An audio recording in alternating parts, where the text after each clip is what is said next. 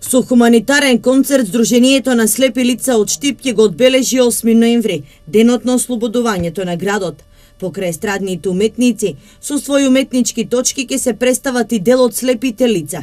Влезниците ќе бидат символични во висина од 50 денари, а собраните средства ќе бидат наменети за хуманитарни цели. Ги повикам сите штипјани, сите наши сограѓани да дојдат да се расположиме заедно. Со тоа ќе учествуват и во нашата хуманитарна активност, а да подсетам и тоа дека средствата собрани од концертот ќе ги употребиме за откривање на нови слепи лица во Штип Радовиш и Проби Штип, каде што делува нашето дружение, а ќе посетиме исто така и слепите неподвижни лица да се видиме и со нив, да ги запознаеме со активностите на дружението и слично.